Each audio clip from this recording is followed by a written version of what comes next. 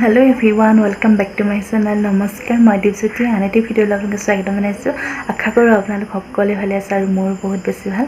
আৰু আজি ভাবিছোঁ আপোনালোকৰ ওচৰলৈ এটা ফেচ পেক লৈ আহিম কাৰণ বহুত দিন নিজৰ মুখৰ যত্ন লোৱা নাই আৰু একেবাৰে সাধাৰণভাৱে বনোৱা এটা ফেচ পেক আৰু আপোনালোকেও লগাই চাব পাৰে এই ফেচ পেকটো আৰু মই কেনেকৈ লগাইছোঁ আপোনালোকক দেখাই আছোঁ। আপোনালোকে চাই থাকক ভিডিঅ'টি। আজি মই যি সামগ্ৰী লৈ আপোনালোকক দেখুৱাম এই সামগ্ৰীকেইটা লৈ আপুনি নিজৰ মুখৰ স্কিন গ্ল' কৰিব পাৰিব আৰু ডাৰ্ক স্পট দূৰ হ'ব।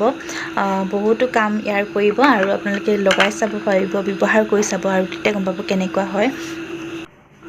আপোনালোকে নিশ্চয় গম পাইছে আৰু মই কি সামগ্ৰী লৈছোঁ। এয়া দেখিছেনে, এয়া হৈছে বেচনৰ গুড়ি।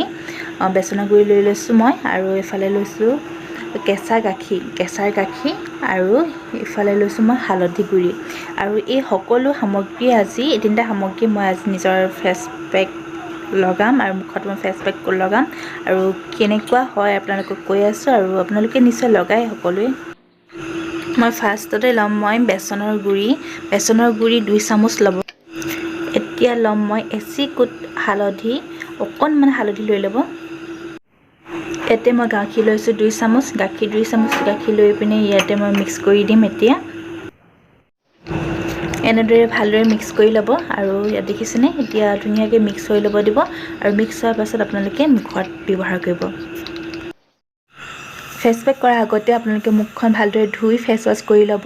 ফেচ ৱাছ কৰাৰ পাছত আপোনালোকে মুখৰ ফেচ পেক কৰিলে মুখৰ গ্ল'য়িং বেছি ভালদৰে পাব আৰু যদিহে ভিডিঅ'টো চাই ভাল পালে লাইক এটা কৰি দিব, কমেণ্ট কৰি জনাব কেনেকুৱা পালে ভিডিঅ'টি আৰু ব্যৱহাৰ কৰি চাব যদিহে আপোনালোকে এই ফেচ পেক ব্যৱহাৰ কৰা নাই আৰু চেনেলটি ছাবস্ক্ৰাইব কৰি দিব যদিহে কৰা নাই আৰু যিসকলে কৰি থৈছে তাৰ বাবে বহুত বেছি ধন্যবাদ।